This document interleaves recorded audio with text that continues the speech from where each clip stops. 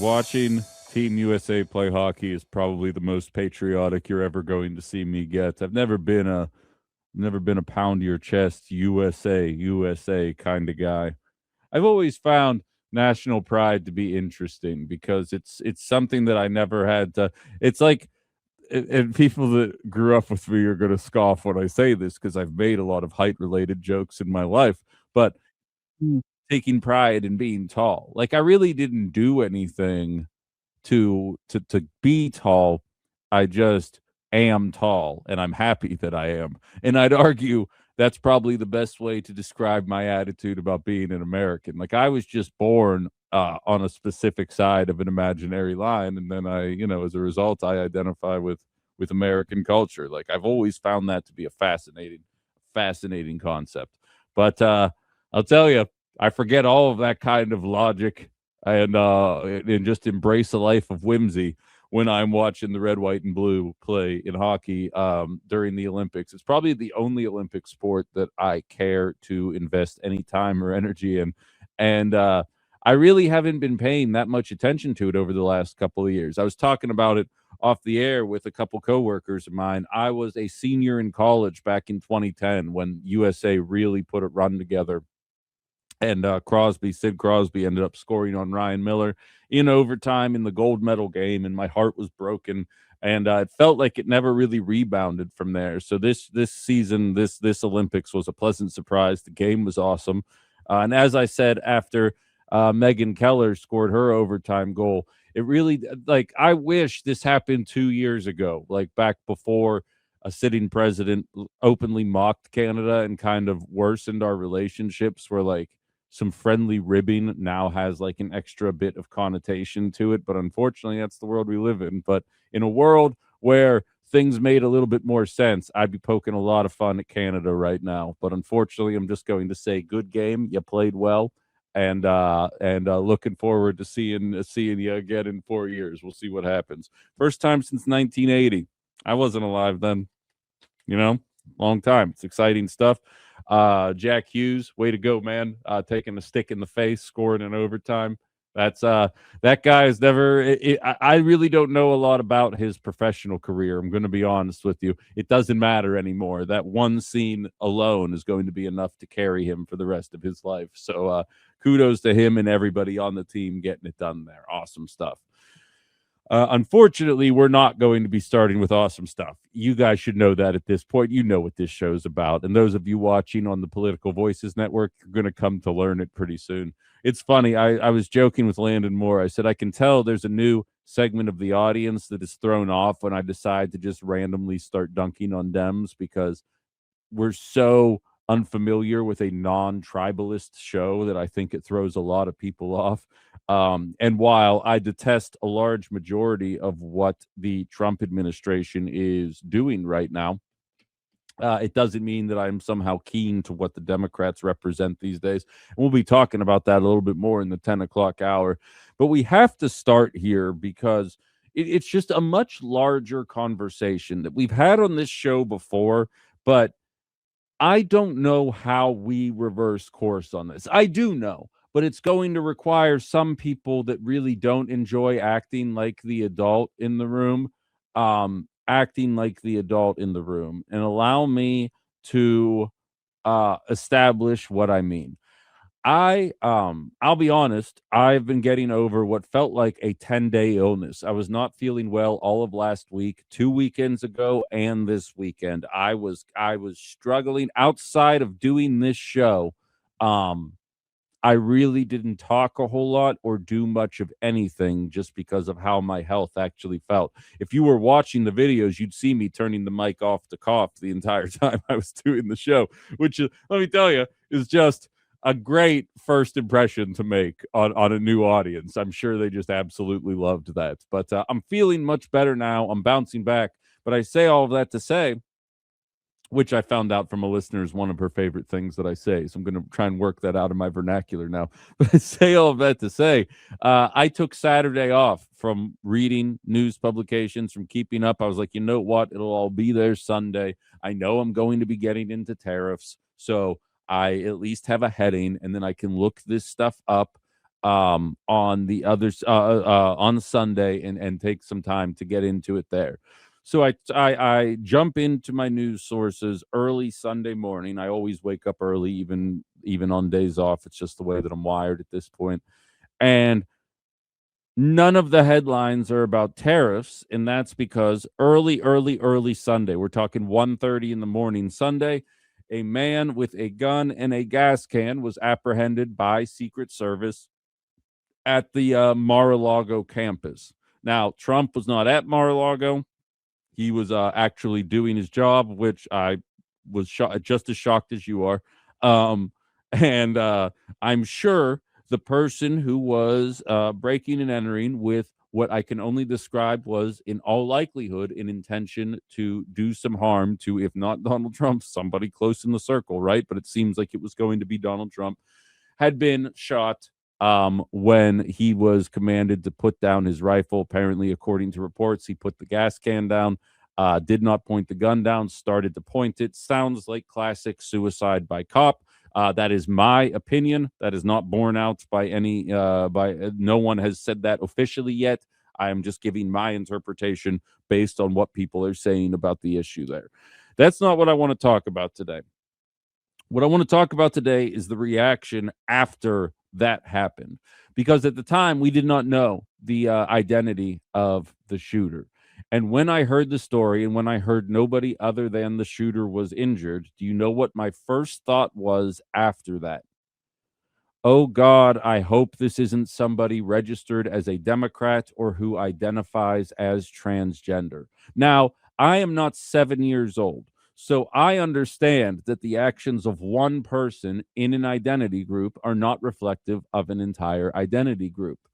But unfortunately, with the way our social media algorithms work these days, and I actually have a clip that I'm going to play on that in just a second, it encourages riling people up immediately. If you want my gut shot reaction of Ben Cominos sitting there at 6:30 in the morning reading about what happened and trying to parse through the information with no actual information to go off of yet, my gut told me, I'm like, well, this could have been a liberal, or this could have been, I don't even want to say a conservative.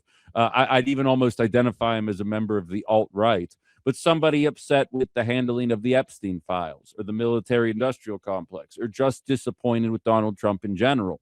And I was sitting there thinking to myself, and I was like, man, there's a lot of people that do not like this guy right now. And I wouldn't even be able to begin to anticipate how this person identified, this person being Austin Tucker Martin. They give you the middle name because that gives it more gravitas, right? When someone tries to, or successfully does, execute a president, you get the first, middle, and last name. There's something psychological about that.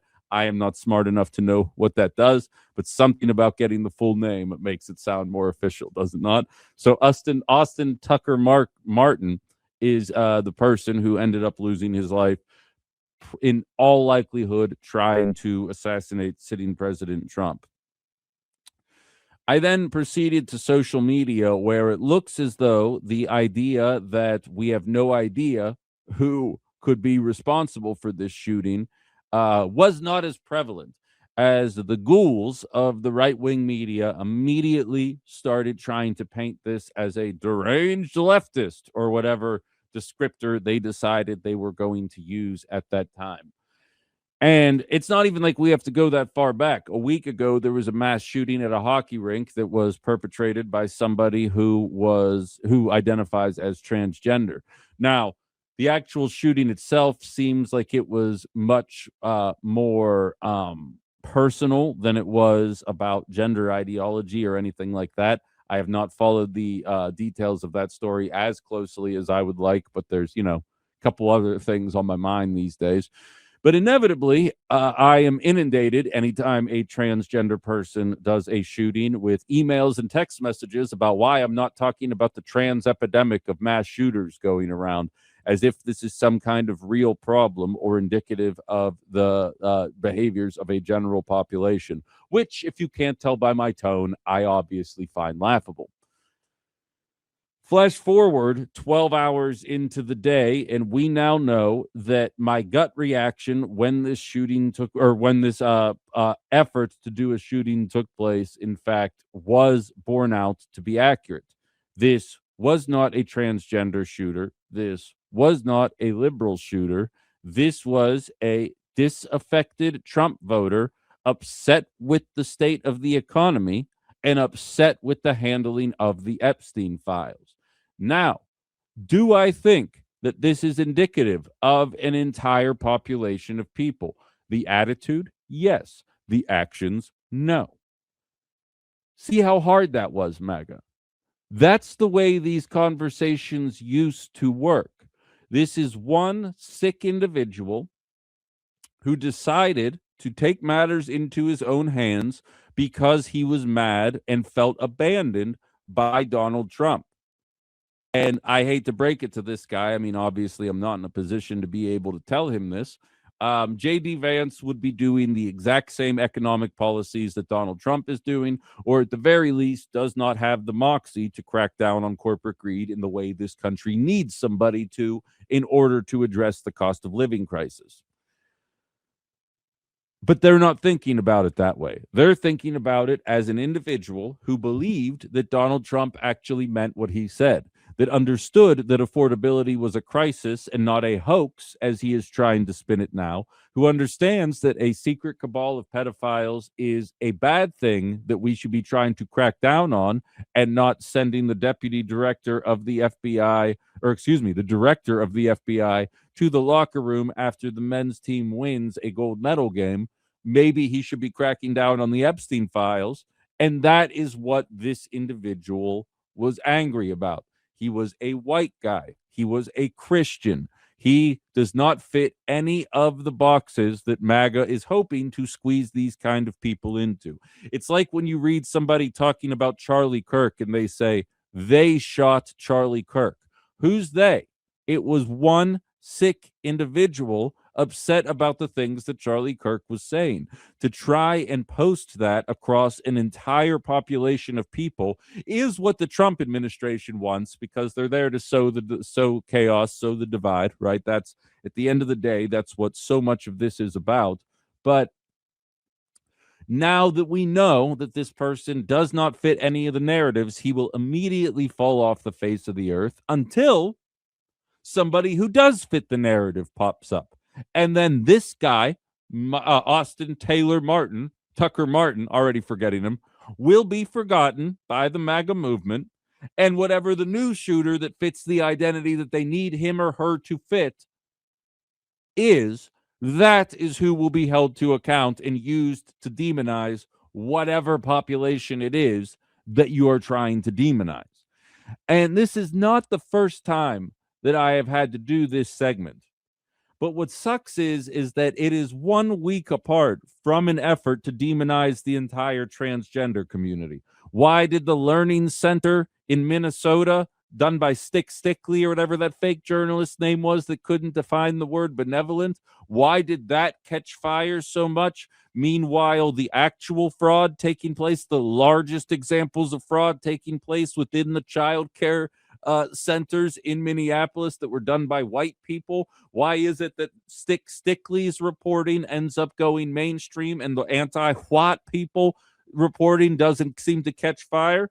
It's because they just needed a story to demonize the Somalis, but don't call them racist. And it's going to be on you guys to stop doing this, because I'm here to tell you right now, I'm going to keep pointing out the hypocrisy of the way that you guys talk about this kind of stuff. And to be perfectly frank, I am getting sick and tired of getting a pit in my stomach every time that some kind of violent act ends up happening, not because of the violent act itself, but because I'm nervous about the identity of the shooter, because a bunch of MAGAs that are trying to distract from ICE agents murdering Americans in the street, and a war with Iran that is polling at 21%, and an economy that are in shambles, want to try and make something about identity politics, the thing you people claimed to hate for all 4 years of the Biden administration, and to be honest, going back much longer than that. And what's worst of all, I was actually talking about this with a coworker before I came on the air. The biggest sacrifice that I have had to make doing this job is, and it's not really a sacrifice, I'm using that term kind of tongue in cheek here, but I really do enjoy Jon Stewart and the way he does his show. I really do enjoy John Oliver and the way he does his show. But in an effort to not come off as redundant or copying, I don't watch them because I I don't want to, ingest something, think I thought of it 2 weeks later, and then do it on this show, and everyone's like, "Oh, so this guy just copies Jon Stewart or John Oliver." I desperately try to avoid that, so I don't watch their shows that often anymore, despite the fact that I do think they have a pretty engaging way of presenting information to the American masses, at least the people willing to listen to it. If you're a regular listener of mine, you know that when I started this career, I basically before Elon Musk had bought Twitter, I had turned Twitter into a news wire for myself. And I could use it to find local reporting talking about stories that the mainstream media was ignoring. And it helped make my program better. And it helped keep me more informed with a diverse number of opinions that were actually relevant and not just people trying to farm engagement to make a couple of those sweet, sweet Twitter bucks. That is no longer the case. And I actually had an audio clip thrust in front of me that I pulled the audio from the John Oliver show, because it's always nice to know when the things that you're noticing in a vacuum are borne out into reality on the larger scene. And rather than taking my word for it, listen to what John Oliver put together here regarding how Twitter is being used and how this relates to the story of Austin Tucker Martin on Sunday and how quickly fake outrage was generated, only to immediately completely fall off the face of the earth the second they realized the identity of the shooter couldn't be weaponized. He does not talk about the Austin Tucker Martin shooting because the way his show works, he does one show a week, that kind of got introduced later. I am tying these pieces together. This is about Twitter as a whole. Listen to this. My personal advice is not to post on it at all. I haven't done that in over a year, although I will be going back there tomorrow to post a link to this piece before going silent again and prioritising my OnlyFans. And look, I know people have their own reasons for staying on Twitter, though for what it's worth, a lot of what it does can be replicated elsewhere. If you want to stay in touch with friends or contacts, maybe try and connect with them somewhere else. All I'll say is there are certain areas, like news in particular, where Twitter is now worse than useless. In fact, for breaking news, it is an active liability, as people routinely push out false information in the wake of tragedies and crises, often for money, and there don't seem to be many guardrails to stop them, all of which is really a long way of saying that the Twitter that we may have once relied on and the Twitter that was fun and occasionally useful is just well and truly gone. And I have to agree with that sentiment. I've begun searching news sources to try and put this show together because the stuff that comes across my Twitter feed is just ridiculous. And it's both blue and red. It's just that the red ridiculousness accounts for 70% of all of the content that's on there now. And after the immediate impact of the shooting, I throw on the national networks. Fox is covering it one way. MSNBC and CNN are covering it a different way. So I say, okay, let me check socials, see what kind of information I can find from there. And it was a rat race to try and establish the shooter as a diehard liberal and talk about the need to start cracking down on these crazy leftists if we're going to ever return to some sense of normalcy, only for it to then turn out that this person was not a liberal. And it was the Democrats coming out, then painting this one Trump enthusiast as somehow indicative of all Trump voters. And around and around and around we go. I just talked for almost 20 minutes about a potential assassination attempt on a sitting president and barely even had to talk about the actual assassination attempt. I could be here making jokes right now about who thinks they can scale a wall at 1:30 in the morning with a rifle and a gas can and thinks they're going to get anywhere near the president and talk about the stupidity of this plan in general. Probably make some jokes about it that some people would tell me were insensitive. We're not doing any of that though, because instead I got to deal with a bunch of people running around hoping that a devastating moment in American history somehow fits their narrative. And I'm sitting there hoping that I don't have to defend a marginalized population because one person in their community decided to engage in a stupid act of violence. And that is not the way that this is supposed to work, but it only gets better if you stop acting like fools. And I'll be honest, I'm not holding my breath that that's going to be happening anytime soon. All right, what do we have here? I didn't see any AI of Trump. I don't know what you're talking about there, Cynthia. I apologize. Jerry just simply says John Wilkes Booth, Lee Harvey Oswald. I mean, the list goes on and on. I'm shooting from the hip here, but if I thought about it long enough, there's plenty of other examples of it as well. KG out in Houston says American exceptionalism making mass murder even worse with misplaced identity politics. Honest to God, though, I mean, that basically sums up the way that it works here. And I genuinely believe, and longtime listeners, this ain't the first time you've heard me say it, I believe that this is a right-wing effort to get us to not talk about gun control or to talk about legislation to make it difficult for mentally ill people to have a gun. Because now, instead of having to talk about the guns, you immediately have to kick into gear and be like, 4 of the last 5,000 shootings have been done by transgender people. 97% of them have been done by cis white males. Maybe we should talk about that. But that's not a conversation worth having. But it's because anybody with a conscience feels a need to defend a marginalized community, and anybody upset with life feels a need to attack a marginalized communities. And that is what we are funneled into instead of having constructive conversations. And I genuinely believe that's the goal. I sit there now exhaling that it wasn't somebody on the left and it wasn't a transgender person, so I don't have to worry about some jag calling my show being like, maybe it's because of people like you calling ICE people all these names. No, all you got to do to stop the names is stop the murder, ICE. That's very straightforward.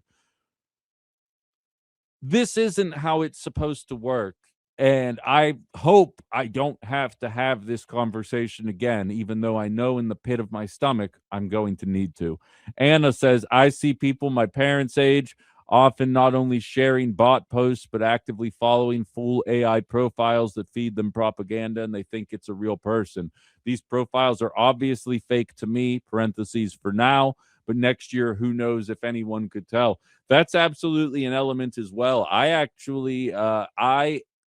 go into these kind of conversations assuming AI and working backwards from there, or assuming it's a foreign entity trying to sow distrust in the systems. And like, I'll be honest, I genuinely, because they always tell you don't trust anything you read online, and people say they believe that, but they don't necessarily all engage in that kind of behavior. I do not know what's real and what's fake anymore. I want to have a conversation about glyphosate with you guys, the chemical that the Trump administration has okayed spraying on bread. I have audio of RFK Jr. saying that it causes cancer, but he also says vaccines cause autism, so there's no guarantee that what he's saying is accurate.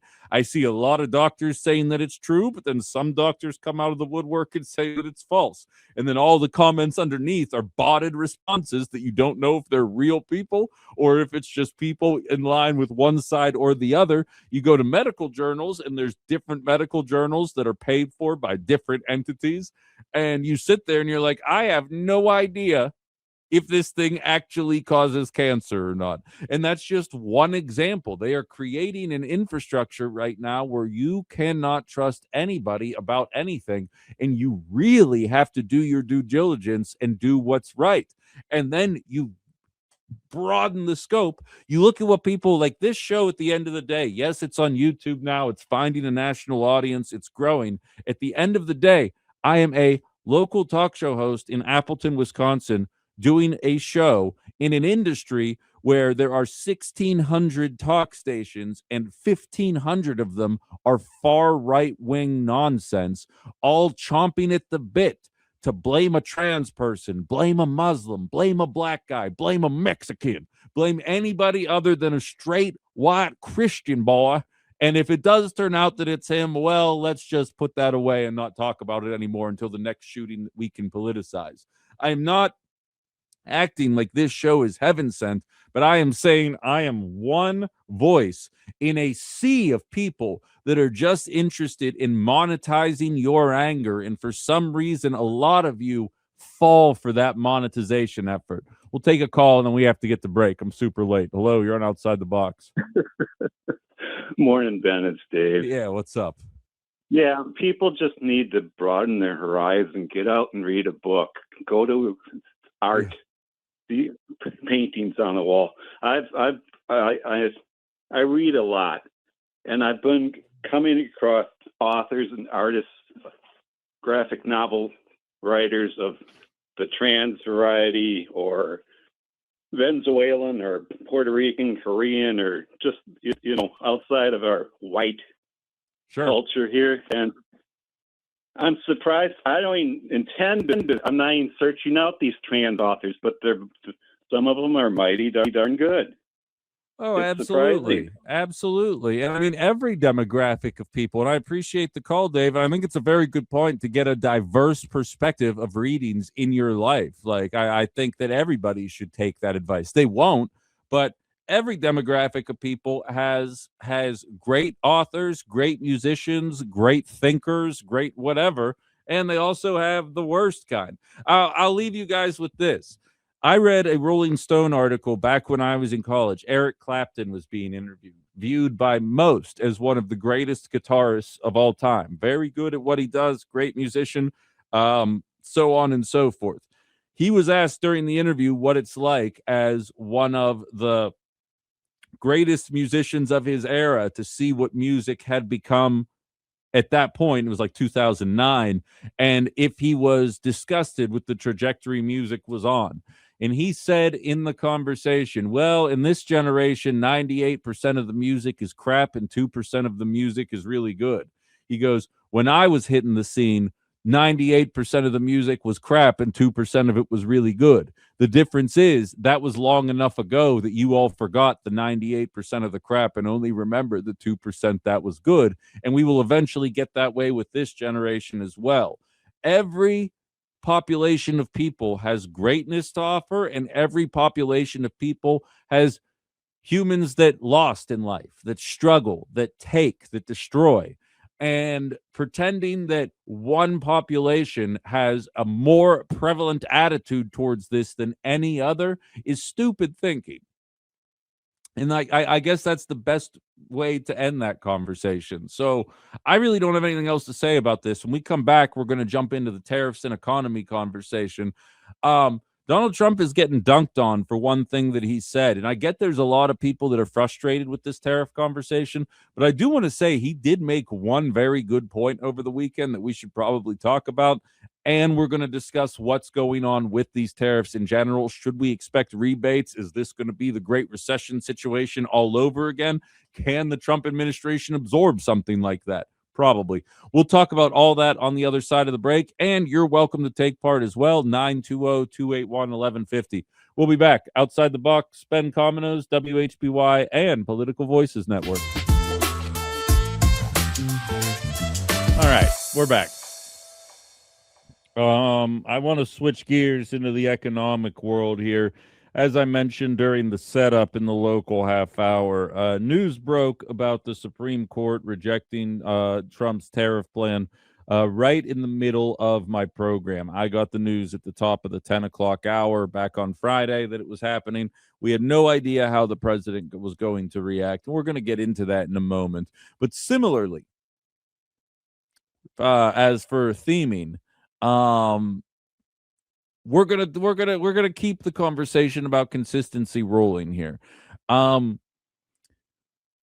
Specifically economic consistency now, because I know there were a lot of people that interacted with this show that when Joe Biden was in office would buy into my premise that the Dow Jones, the GDP, the S&P 500, the stock market in general, the macro numbers that we use to assess the strength of the economy, as economists would refer to it, were no longer relevant to how the average American felt. And the same people who were willing to buy into that rhetoric when Joe Biden was in office are now the same people championing that the Dow right now is over 50,000. If you didn't listen to last week's shows, you don't know why I half busted into song right there. But go back and listen. You'll understand. There is a hypocrisy in discussing the economy that if we expect it to get better, we need to talk about. Landon Moore, during our local half hour, referenced that just under 60,000 people in Brown County and Outagamie County physically are not making enough money to pay for rent, food, and health care. That is 15% of the population of those counties, and that doesn't include the people who are barely getting by. And I have a segment planned. We'll see if we get to it, talking about how $1 in every $5 we generate from the GDP goes into healthcare, yet most of us can't afford healthcare, and using tax dollars the right way, and yada yada yada. If we have time, we will get into that in the 10 o'clock hour here. But the fact is that Donald Trump's economy is not doing well. And he oftentimes brags. He says, we will have GDP growth at 5, 6, maybe even 8% based on how brilliant he is as an economic mastermind. And the Q4 GDP has now been revised to 1.4%. Now, liberals are obviously running around with this saying, well, Joe Biden's was always at 3 for most of his presidency. So what does that say? Meanwhile, just like right now, most people, more than 6 in 10, could not afford a spare set of tires with Joe Biden's 3% growth, which means Donald Trump's 1.4% growth is bad, but that fundamentally the economy is no better or worse for the average American. Moreover, if it is born to be accurate that he can get it up to 6% and we still don't feel the improvements of that, then you have pigeonholed yourself into having a conversation about GDP when a lot of us know damn well that really doesn't impact us on the day-to-day. That does not make our groceries more affordable. That does not make our rent more affordable. It does not make our health care more affordable. It just means that the 7 companies creating data centers are really doing well, and that isn't necessarily something to champion in 2026 at a time when people are no longer buying it. We are watching the Trump administration as we speak pull a Bidenomics is working. We are watching some MAGA voters, much like the blue MAGA voters, go right along with the golden era of American prosperity, despite the fact that their life has not improved at all and is not going to improve until we have an administration willing to crack down on the obvious cause of all of this. You guys may remember on January 7th, I remember because it was the day after January 6th. On January 7th, the Trump administration announced that it was going to ban large investors from buying any more property. I remember I listened to Caroline Levitt talk about it, essentially saying they can keep what they've bought, but they can no longer buy anything going forward. What a great headline. Trump the populist, finally here doing something for the everyman. I was doing an entire 2 hours obliterating the Trump administration for calling Renee Good a domestic terrorist because she had the audacity to get murdered by an untalented ice jerk. And I really didn't have time to jump into him banning any of the large investors from buying homes. Thankfully, I was distracted from it because it turns out on January 8th, the day after the announcement, the Trump administration changed the definition of what a large investor was. On January 7th, that was any investment group that was making more than 25 million. There's a lot of them doing that. He changed that number to be 1 billion. There's not very many doing that, essentially allowing for many of the major corporations to be able to continue buying homes, with some cities showing as high as 40% purchase rates on a yearly basis coming from these investment firms that then sit on empty apartments, jacking up the cost for everybody else as they borrow against the value of the property in order to gain more equity. Of course, MAGA doesn't have any issues with that either. Then we have the conversation about tariffs. Now, I want to get into this and have a real conversation about it because, as I've stated before, I think that Trump's approach to tariffs was not necessarily ideal, but at the same time, I am not anti-tariff. And I think that somebody with good intentions could be doing the right thing. But here's what sticks out to me about this. And Trump says this himself. I'm actually going to play the audio first, and then I'm going to explain. I'll be honest with you. All right, I'm just going to say it. He is taking a ton of crap for what he says in this audio clip. It's probably the most played audio clip from over the weekend about the Supreme Court and about the president's ability to administer tariffs. I would like to highlight that I do not disagree with the Supreme Court's ruling based on what it says in the Constitution. But the point that Trump is making here is actually salient, and I think it's worth highlighting this. And again, he is guilty of what he's talking about right here. That should not be ignored. But we should probably question this from a grander perspective than we are, because instead what we are doing is retreating into our camps and grabbing onto a specific element of this. If you know me, you'll probably know the point that I'm going to make on the other side of this audio clip. If you're new here, listen to this. But I am allowed to cut off any and all trade or business with that same country. In other words, I can destroy the trade. I can destroy the country. I'm even allowed to impose a foreign country destroying embargo. I can embargo. I can do anything I want, but I can't charge $1 because that's not what it says.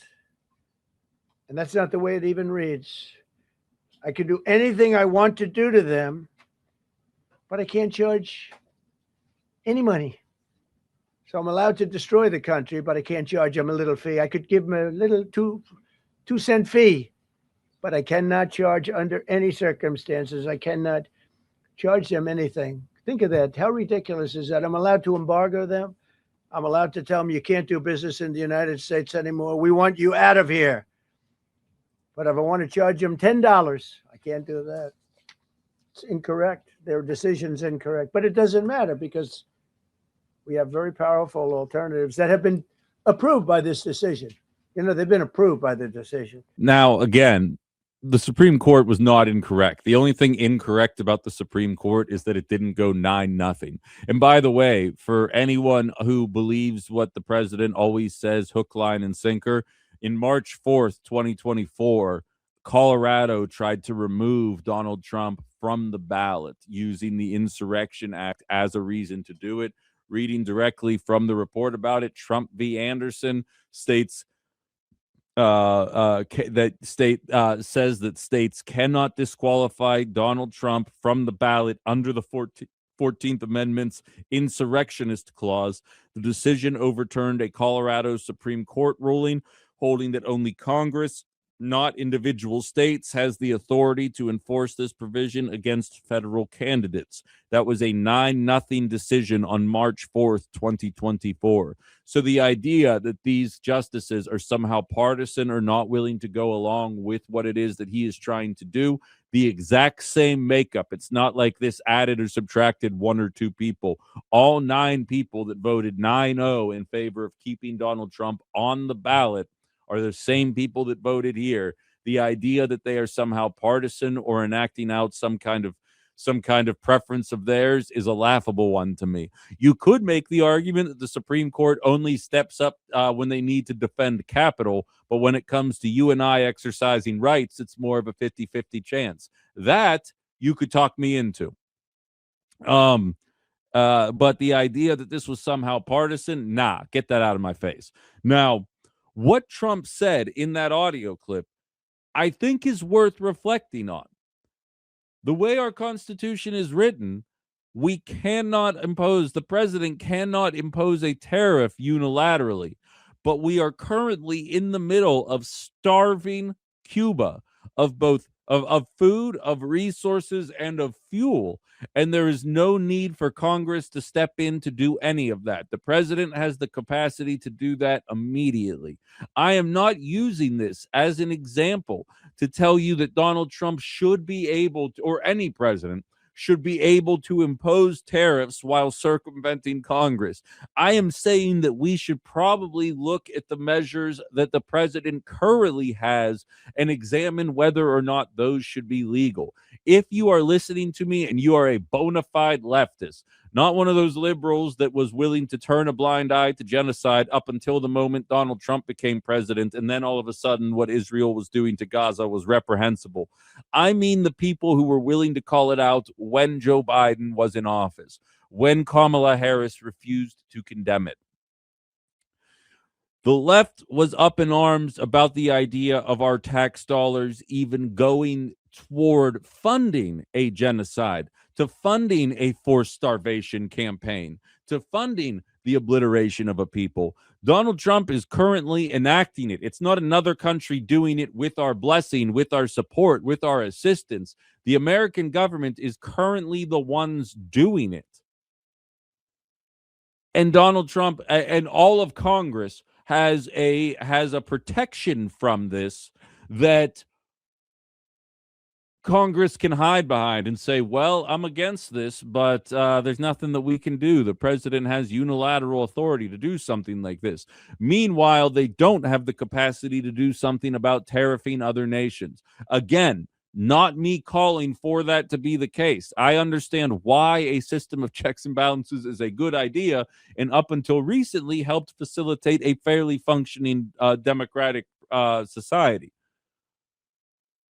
But I do have to say that he is getting dunked on for saying what he said there, and I'd argue there's a much larger point to be made. We're going to be talking later on in the program. Polling data for a conflict with Iran is polling at 21% nationwide. Not even a majority of Republicans are on board with anything. Granted, if Trump actually does it, I'm sure that will switch, because don't call them sheep, they get offended. But it's not even polling at 21%.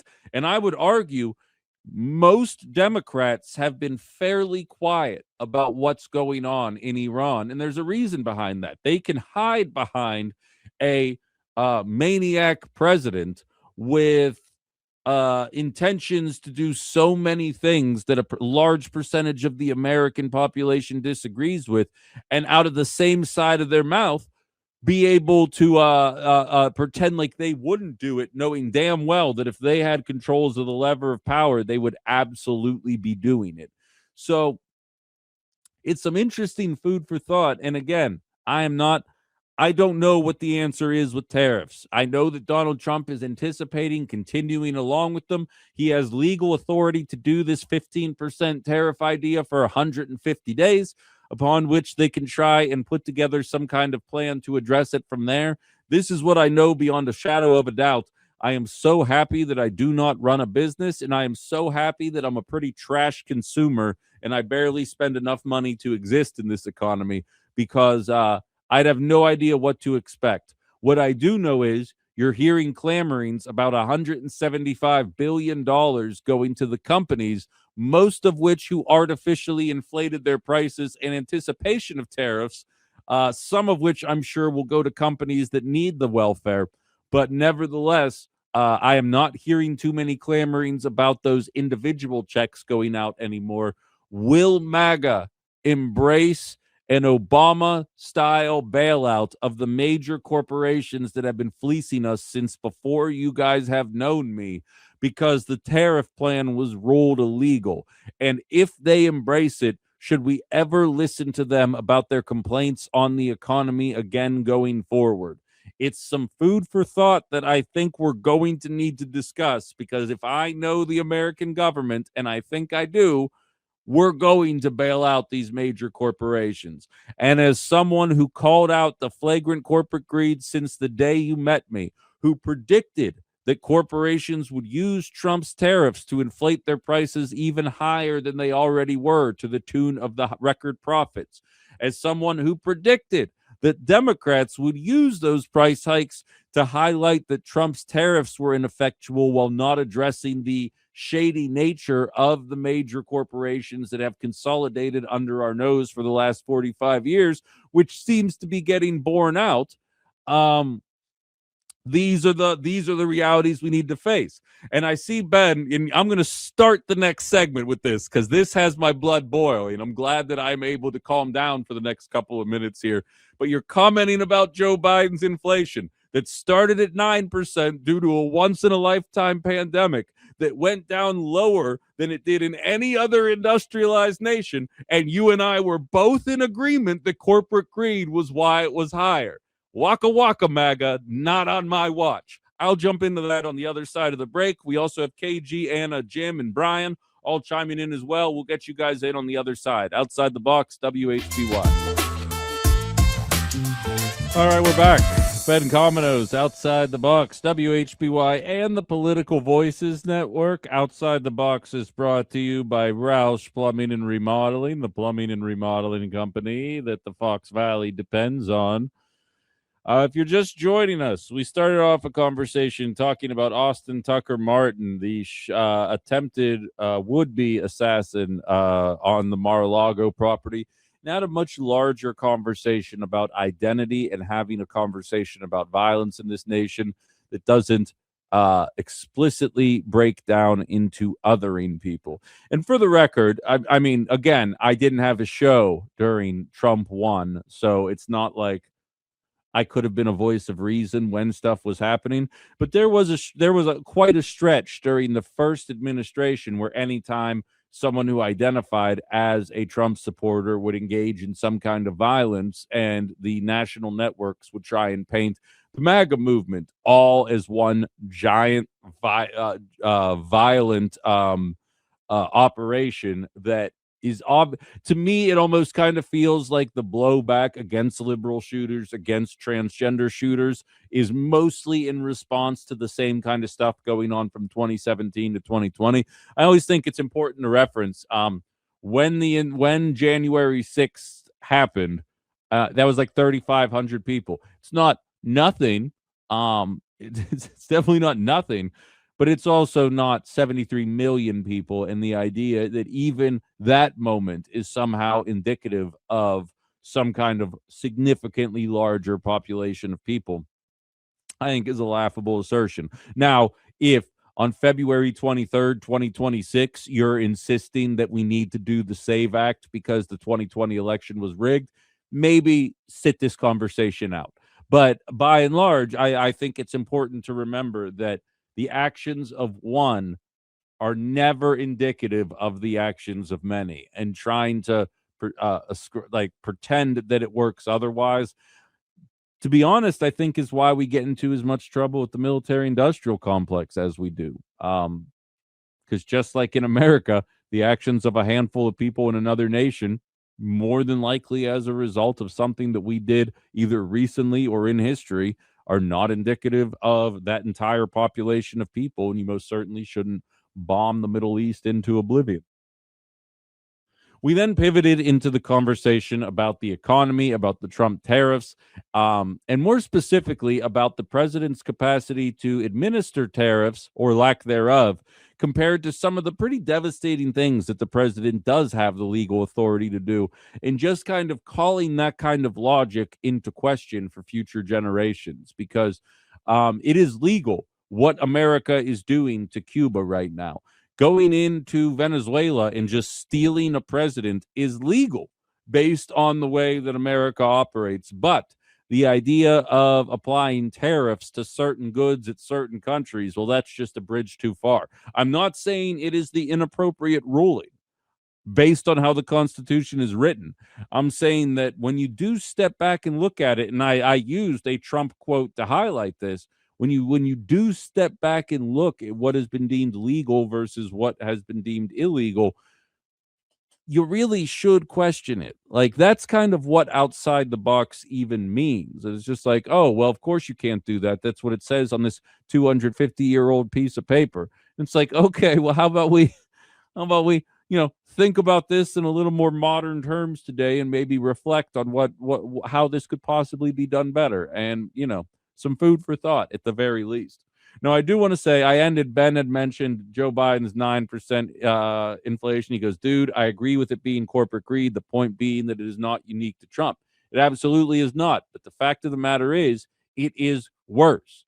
I'm going to keep saying it. Democrats defend a status quo. Republicans drag us further away from that status quo. They make things worse.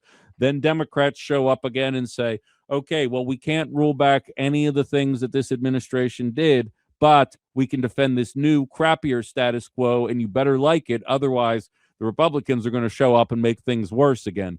And that's kind of how our political system operates. Ad infinitum. That is how the political process operates. Donald Trump cut these people's taxes. Amazon in 2025 made 45% more revenue and paid less in taxes, 87% less in taxes. Based on Republican logic, Amazon workers should be seeing a raise, and the price of the goods that Amazon sells should be coming down. Spoiler warning, neither of those things happened. That's not to say Democrats have an answer for it. That's to say that it objectively is now going to be worse as we increase funding for defense spending, cut funding to social programs, and watch Jeff Bezos' yacht money shoot through the roof with the help of the MAGA movement, of course. Now, I have a bunch of texts that I want to get through here. Brian saying, thank goodness that the absolute insanity of this administration allows you to talk about truly important things: economy, legislation, politicians' performance. We can't forget what is going on in Iran, since we have a son-in-law and realtor negotiating to keep us out of war. I feel that, and I do have something to say about that, but hold on one second here. Jim sent me a text. I don't want to assume, I didn't ask, but I am going to assume that this is AI.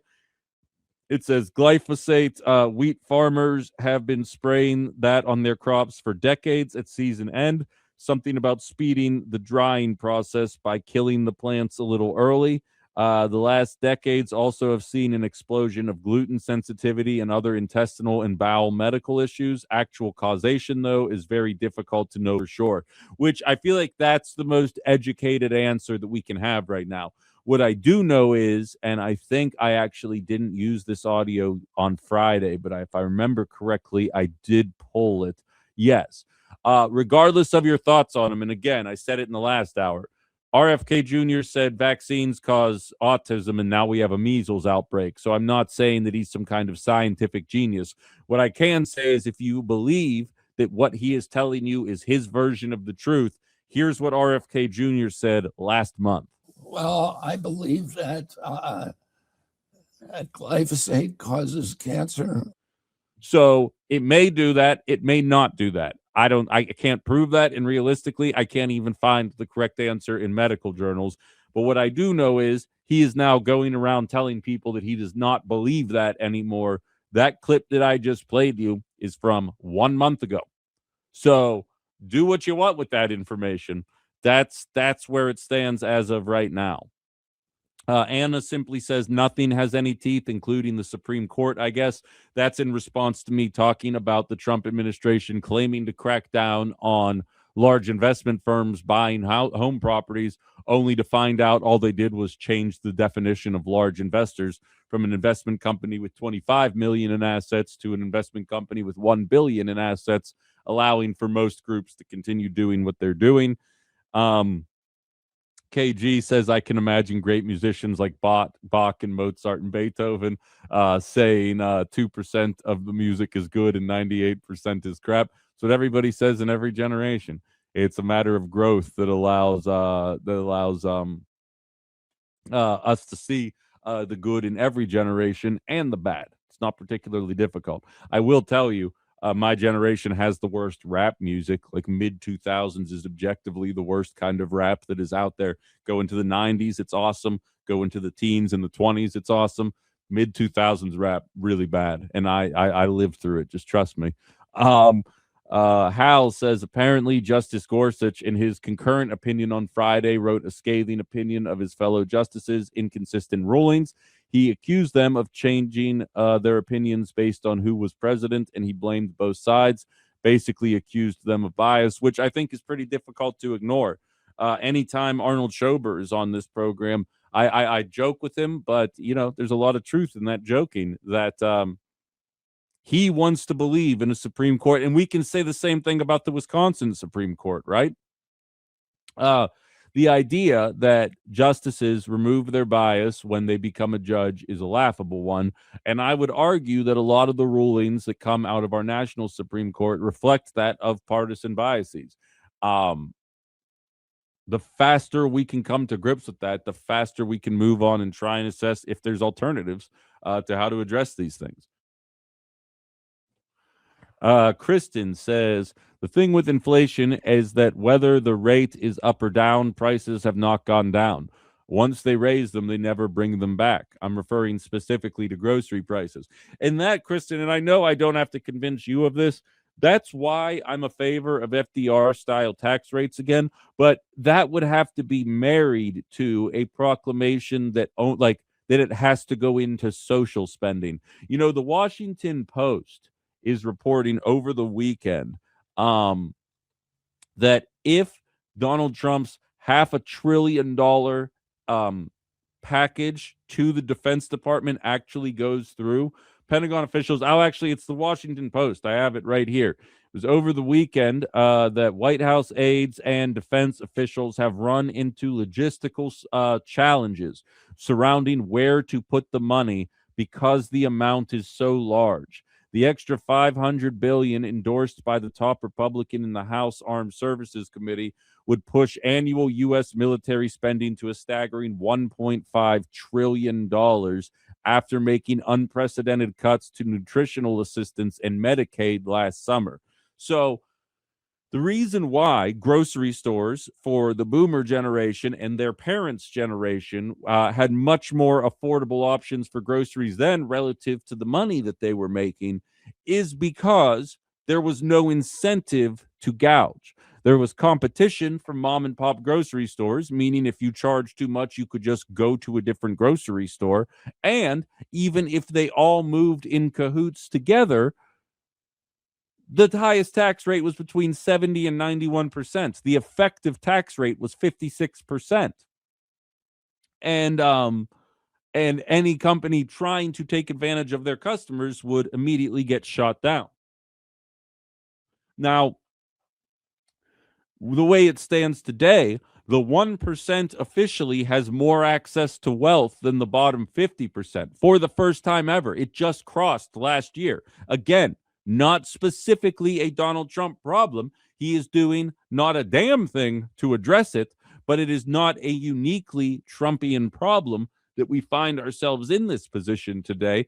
And I will be interested. I've said, and this is why MAGA is ticking me off so much right now, is because there will be a lot of Democrats that end up in positions of power, whether it be the House, the Senate, or potentially the presidency down the line, that aren't running on anything outside of take off ICE agents' masks and hold them to account, because polling is so uniquely bad on ICE and so uniquely bad on the Trump administration's handling of Iran and so uniquely bad on the state of the economy right now that there will be bad actors within the Democratic Party that show up, blame the tariffs, say now that the tariffs are gone, prices will be more affordable, even though we both know that's a lie. And they're not going to have any guts to actually address the real culprit in the matter. You have to excuse me. I have something stuck in my throat here. I'm struggling right now. All right. So, continuing to move down the text line here, though, in regards to the tariff conversation where they should get repaid, I actually got a text from an individual, Dave in Appleton, who says whoever paid the taxes at the port for the imported goods is the one the U.S. government has to refund the money to. Records should be easy to find if Trump kept them. Here's the thing. Here's the problem with that. And I'm sure that's an accurate statement. By the way, Jim messaged to say that his thing for glyphosate was no AI involved. I appreciate the update. What Dave says here, I'm sure, is the accurate way that's supposed to work. But just this is what I'm saying. These numbers are made up, but just in principle, this is my contention. A major company receives a 10% tariff. They then raise their price, and like for sake of argument, well, you know what? I'm not even going to get into the math. It's going to be too difficult to do via the radio. It doesn't matter. If I find a better way to do it, I'll do that another day. But it doesn't even become 10% the way you think it does. Like the best way I can do it is Nike pays a sweatshop in China $12.50 to make a pair of shoes, and then turns around and sells the shoes for $100. The tariff, the 10%, should be on the $12.50, meaning that they got a $1.50 or $1.25 increase in the cost of production of the shoe. But given the massive markup, they realistically didn't need to increase their prices at all. And what they do is they get the 10% tariff and they up it from $100 to $110. And we all sit there, we're like, well, $10 is 10% of $100, and there was a 10% increase, so that must be it. So A, we're not even processing how tariffs work in the appropriate way. And that was a very quick way to break it down. I should have a whiteboard for my YouTube video just so people can understand that a little better. We'll work on some production value later, I suppose. But so not only do we not understand where the costs come from, but a lot of these costs are already baked into the overinflated prices that we pay for things. And the only reason that the prices would go up is in the name of the almighty shareholder. And on top of that, we then find ourselves then getting charged even extra. Maybe instead of going to $110, Nike says, we're actually just going to go to $125 because, and if you don't like it, buy from one of the other two companies that make shoes. Again, this is all a hypothetical. I don't mean to be dunking on Nike, but I just know they did and do use sweatshop labor, and there's plenty to not like about that company. So, or at least they're accused of that. I feel like I have to say allegedly. They're fairly litigious. But we know these things. And my contention is, did Nike pay extra tariffs? Probably. Will it be easy to find those records that are available? Probably. But that doesn't change the fact that the American consumer ultimately bore the brunt of those tariffs. And that can be that's borne out time and time again.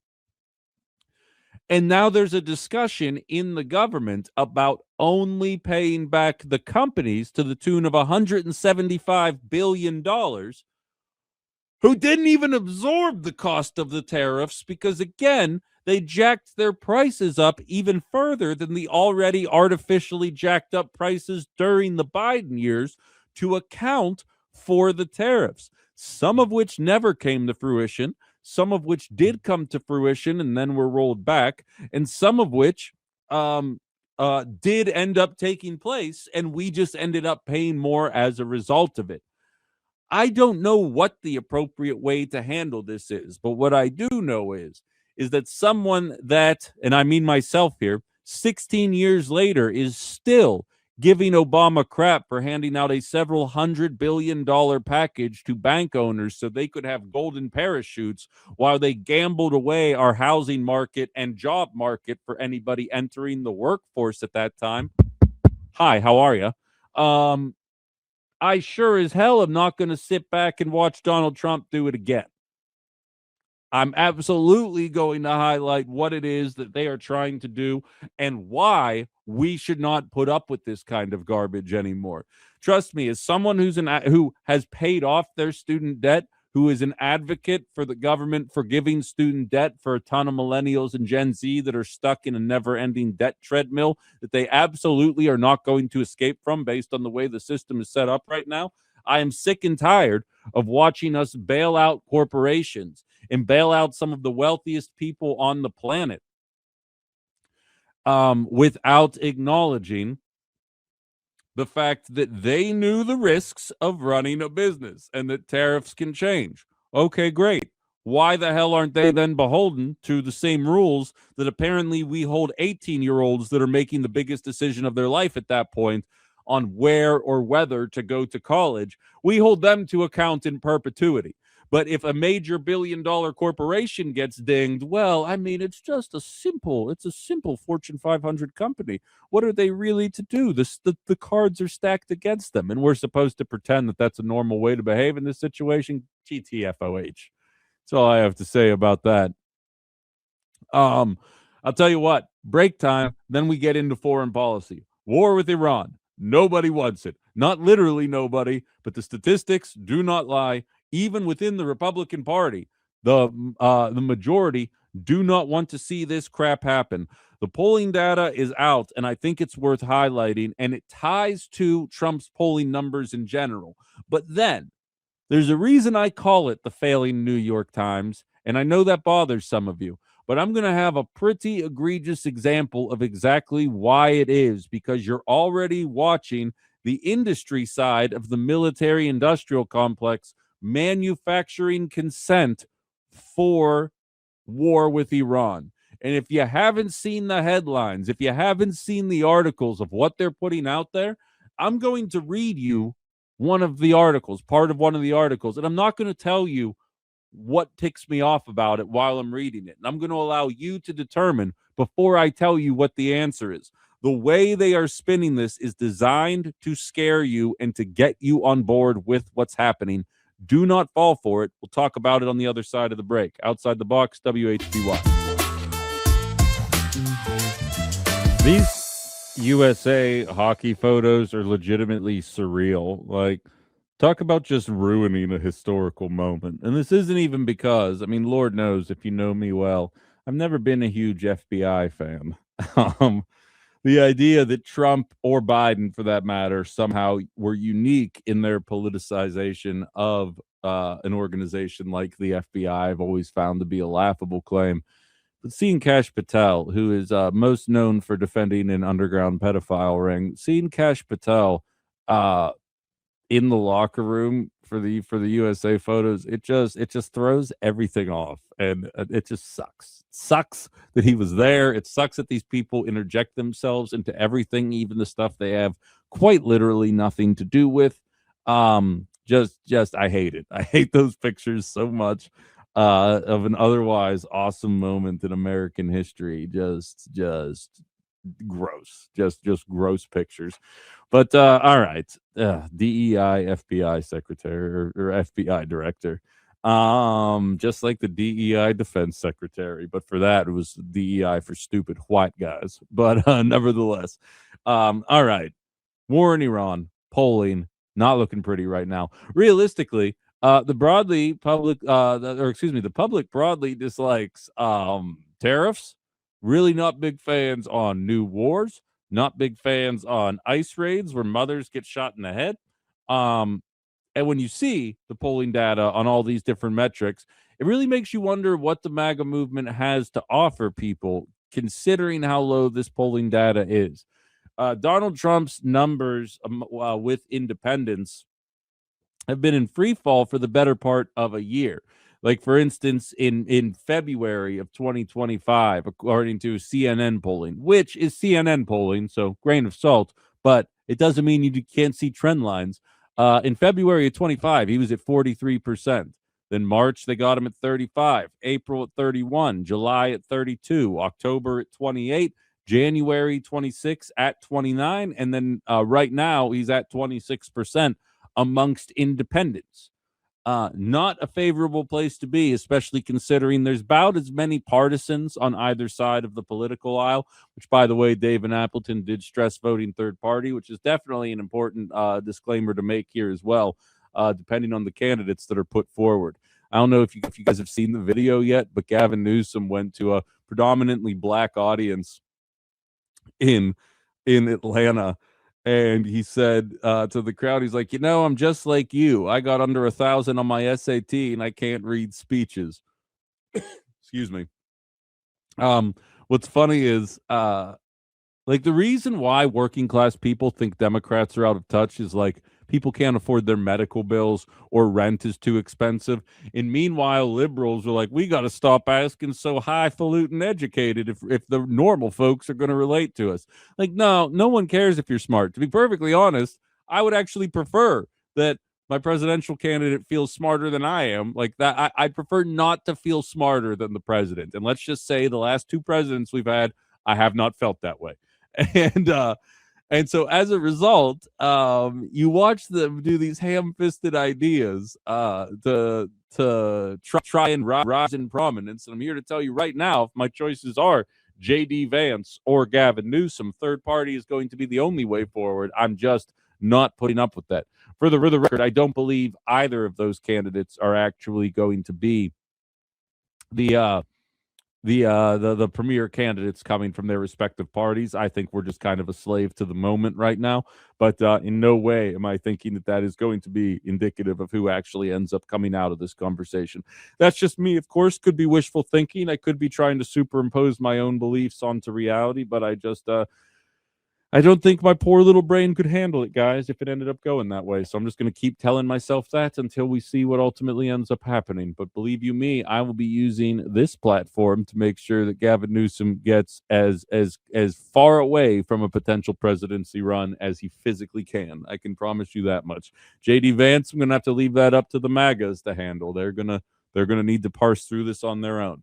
Now, it is worth saying that J.D. Vance has positioned himself, unlike his predecessor, Kamala Harris, has positioned himself at odds with the current administration's foreign policy stance. Something that I can tell you is probably going to look very brilliant in 2 years. But just for some perspective, University of Maryland polling data now has, and again, pick your poll. I'm just picking this one, but pick your poll. You're not going to find one that shows a favorable outcome for the Trump administration and the current situation that we have in Iran right now. Even amongst Republicans, it's a 40% favor war with Iran, 25% oppose it, 35% say I don't know.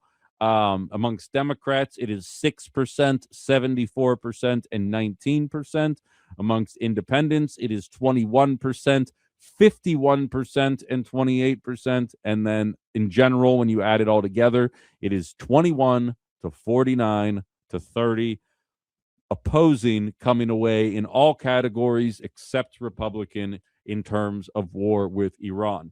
Now, take solace in the fact that if Kamala Harris had won the presidency and if Kamala Harris were threatening conflict with Iran, Republicans would absolutely be against war with Iran. So they can be convinced. We just got to get that almighty next to the president's name for them to be back on board. Of course, more Democrats would be in favor of it. I don't think it would be as reversed as what we're seeing here right now at 6% to 74%.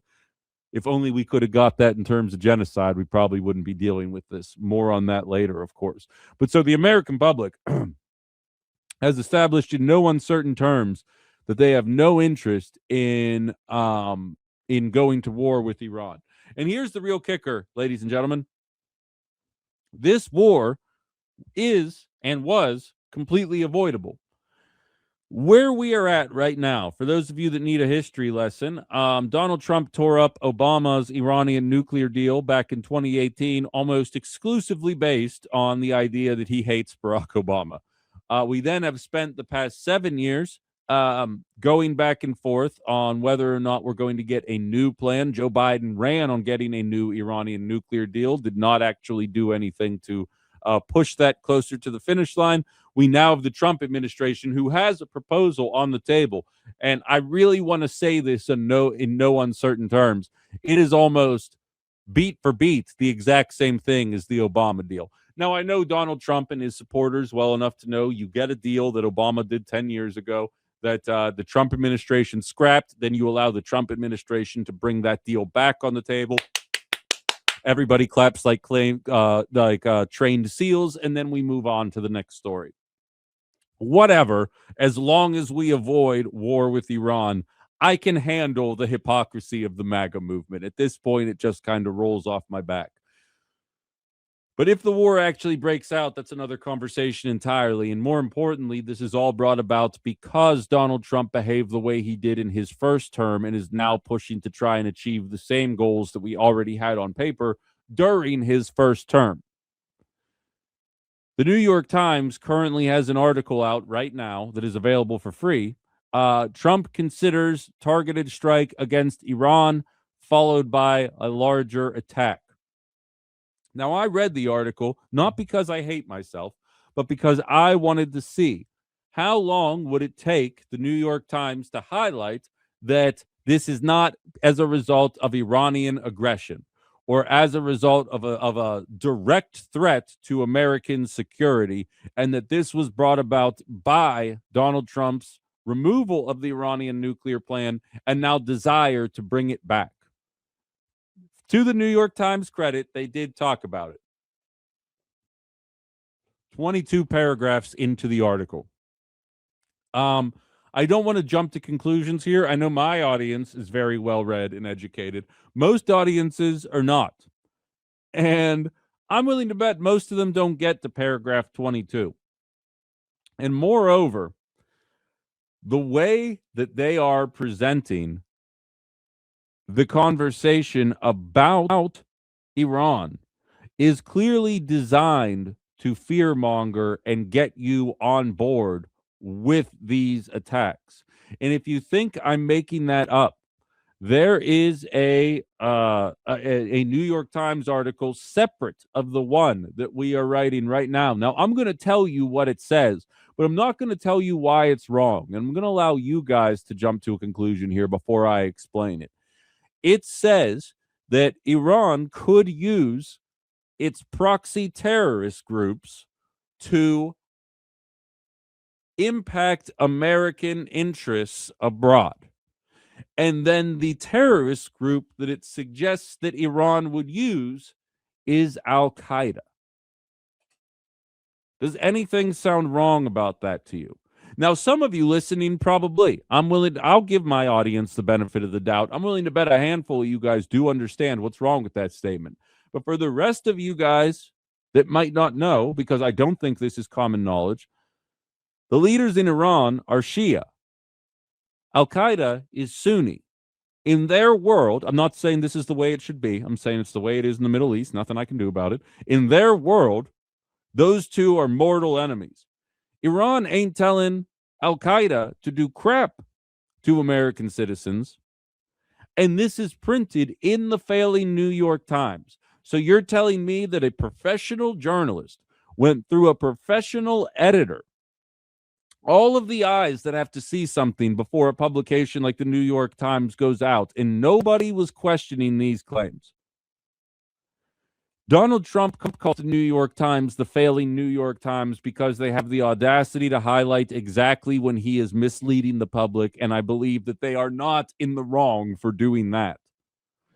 But I do believe that they are a publication designed to usher us into war that we don't want and manufacture consent by telling people like this, most of which will just believe it, hear the words Al-Qaeda, hear the words Iran, and be like, those are a bunch of brown people in the Middle East. All this tracks.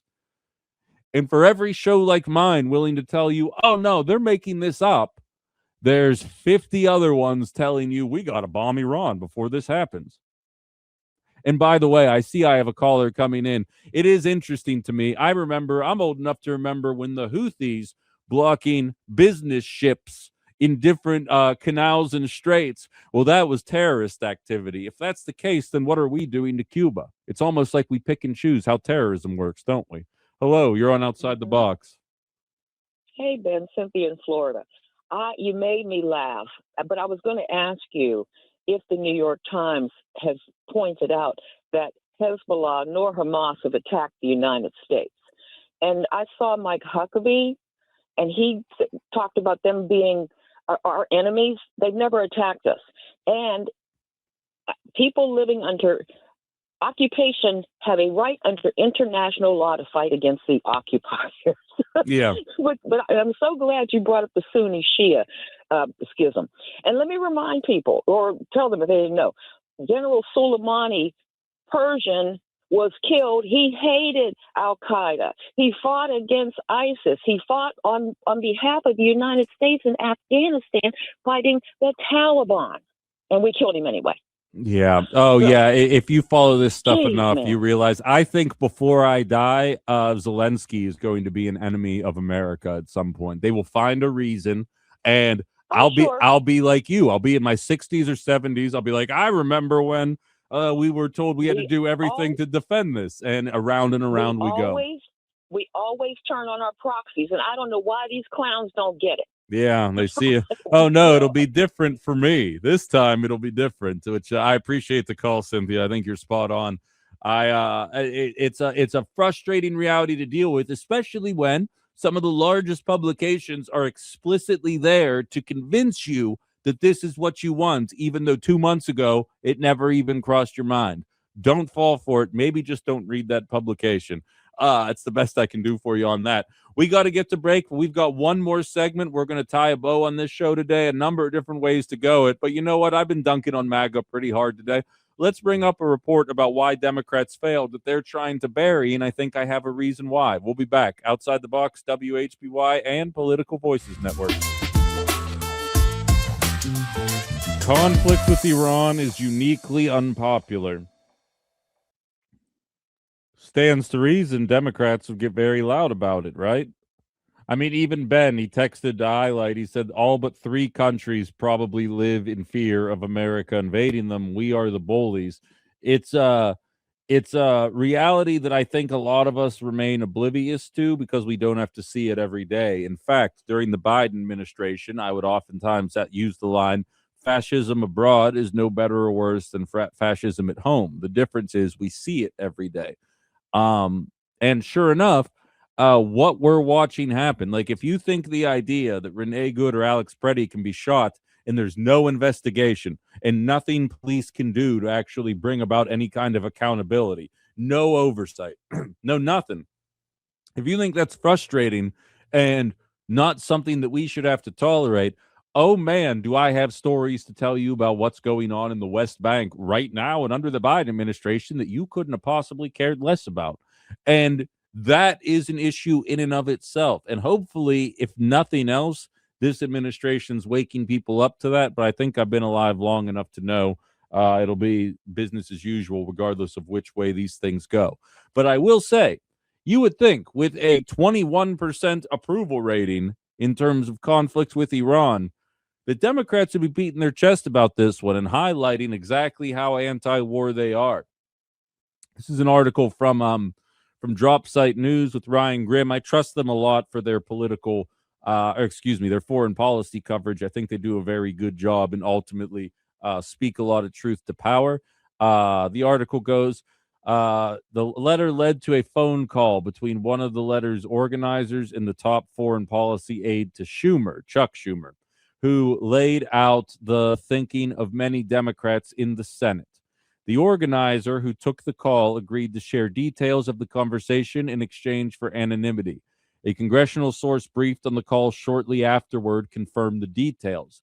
The foreign policy aide, who Drop Site agreed not to name, explained that a substantial number of Senate Democrats believed Iran ultimately needed to be dealt with militarily, but those Democrats, the aide explained, also understood that going to war again in the Middle East would be a political catastrophe. That's precisely why they wanted Trump to be the one to do it. The hope was that Iran would take a blow and so would Trump. Win-win for Democrats. The aide claimed that Schumer did not share those views and opposed war with Iran. Schumer's own rhetoric, however, including his taco taunt, that's Trump always chickens out, that was in regards to Iran, including his taco taunt, suggested the aide's attempt to distance Schumer from the notion of Iran war would be politically advantageous for Democrats was perfunctory, which I am also accusing J.D. Vance of doing the exact same thing. I believe if he were the person calling the shots, this would still be happening. They would just find a different reason to convince a lot of the people who voted for him that it was something that needs to happen. But here Democrats are again with an opportunity to position themselves as the anti-war party, as the anti-war party that so many left-leaning millennials like myself grew up watching, saying, oh no, that's obviously what I identify with. We can't be doing these wars for the rest of our lives. Turns out we're going to do the wars for the rest of our lives because regardless of whether or not it is a Democrat or a Republican in office, this is inevitably the outcome. And it's just like it's all about positioning yourself to seem as though you are against it, much like the Trump administration and everybody involved with the MAGA movement presented themselves as anti-war as they continue engaging in violent activities all around the world, war crimes everywhere, but it's okay now because they are the ones doing it. Common phrase used on this show, it's very easy to be anti-war when the other party is in power. Very difficult to call your own out on it. Trust me, I live it every day.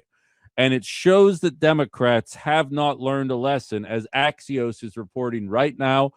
Top Democrat officials who worked on the party's still secret autopsy of the 2024 election concluded that Kamala Harris lost significant support because of the Biden administration's approach to the war in Gaza. Why it matters, the Democratic National Committee's research on what went wrong in 2024 has been under lock and key since party leaders decided last year to hide it from the public, all because it extends to their foreign policy, much like this Iran decision does.